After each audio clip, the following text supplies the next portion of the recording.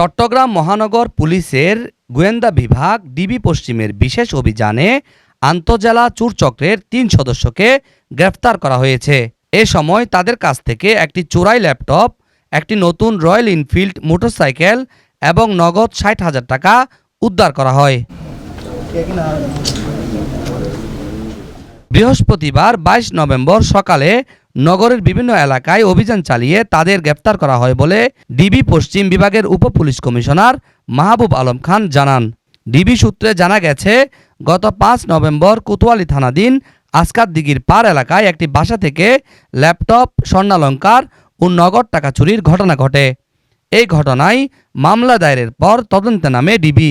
ঘটনার তদন্ত ও প্রযুক্তি ব্যবহার করে চোর চক্রকে শনাক্ত করা হয়। কোতোয়ালি থানাধীন আসকার দিঘির পূর্ব পারে ৭ তলায় একটা চুরির ঘটনা ঘটে। এই সংক্রান্তে গত ১৬ ও ১২ তারিখে কোতোয়ালি থানায় মামলা রুজু হয়। আর ডিবি পশ্চিম আমরা সংবাদ পাই হলো ২০ তারিখে যে এইরকম একটা চুরির ঘটনা ঘটছে এবং একটা মামলা রুজু হয়েছে।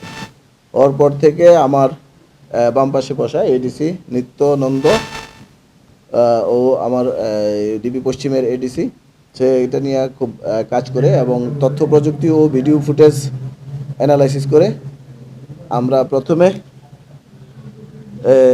শনাক্ত করি হইল জসিমকে, টাইগার পাসের জসিমকে আমরা গ্রেপ্তার করি। আমরা তার কাছ থেকে আমরা যাই হইল রেয়াজউদ্দিন বাজারের মিঠু। এই দুইজনকে গ্রেপ্তারের পর তাদের কাছ থেকে চুরি হওয়া একটা ল্যাপটপ উদ্ধার করি।